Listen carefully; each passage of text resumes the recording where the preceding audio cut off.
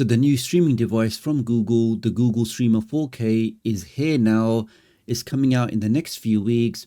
Lots of people have been asking, how does this device compare to the existing On 4K Pro? One of the first issues that everybody noticed with the specifications is that the Google Streamer only has 5 GHz Wi-Fi. Now, as you can see on the left, with another 5 GHz Wi-Fi device in my house, like the Chromecast, you can get speeds of around about 350 meg downstream. Now let's compare that to a device that does actually support Wi-Fi 6. And you can see, guys, around about 506 meg down. So definitely the Wi-Fi supporting Wi-Fi 6 like the On 4K Pro will give you, or should give you, a better Wi-Fi experience than the new Google Streamer 4K. But that's just one aspect. Let's now compare some of those other differences with these two devices. So first up, we have the CPU. So as it was announced yesterday, the new Google Streamer 4K actually has the same CPU as the first generation Fire TV Stick Max, which came out in 2021. That's the MT8696. Now Google are claiming this is 22% faster than the previous generation Google Chromecast.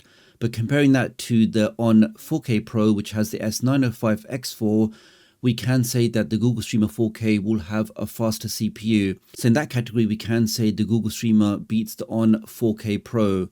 Let's just mark that as green for a victory. Next up, we have RAM. So as you guys know, the new Google Streamer 4K comes with 4 gigs RAM, whereas the On 4K Pro has 3 gigs. So again, we have to give that point over to Google Streamer 4K. Now storage, we know both devices do come with 32 gigs of storage, which is fine. Now the ports is where it gets interesting. So the Google Streamer 4K does come with the Type-C port, which is designed for the power, but you can plug in a USB Type-C hub, add the power to that hub, and you can then go ahead, add in other peripheral devices like USB storage or external keyboards, external mice. All of that can be plugged in once you purchase that external USB hub. Now on the On 4K Pro, it does come with a built-in USB-A port, which means out of the box, I can now plug in a flash drive, I can plug in a hub, I can plug in a keyboard or plug in a mouse. All of that I can do out of the box without requiring any kind of additional hub or anything like that. So I'd say in ports, I would actually give that point to the On 4K Pro box. Now, when it comes to Ethernet, it is great news that the new Google Streamer 4K comes with the gigabit port, whereas as you know, the On 4K Pro only has 100 meg. Now, this doesn't really impact people streaming online because even with like a 40 or 50 meg port, you can comfortably stream 4K Netflix. The trouble is when you want to do local based streaming, maybe if you have a Plex media server or you have some high bitrate remuxes, those kind of large files would benefit if you have a gigabit connection versus somebody with just 100 meg. So in that point, again, has to go to the Google Streamer 4K. Then we have Wi-Fi. So shocking announcement yesterday. So a device built in 2024 is only going to come with Wi-Fi 5, where, as you know, Wi-Fi 7 is out now. So it is just shocking, and I really don't understand what Google were thinking, where they think they can release a new device in 2024 with the Wi-Fi standard that came out in 2014. So 10-year-old Wi-Fi standard has been added to this device, whereas at least we can say with the On 4K Pro, it does come with built-in Wi-Fi 6. Next up, we have OS. So this may not be of interest or of concern, but it is worth mentioning that the new Google Streamer 4K will come with Android TV 14, whereas right now the On 4K Pro has Android TV 12. So if you want the latest and greatest from Google, that point has to go to the Google Streamer 4K.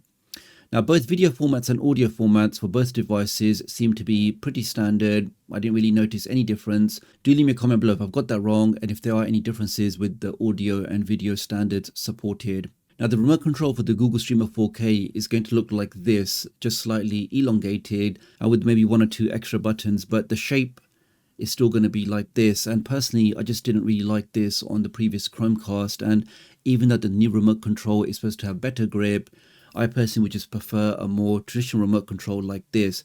Particularly if you can get this remote control with the backlight, I think this one really beats the Google Streamer 4K in terms of functionality, in terms of how it feels.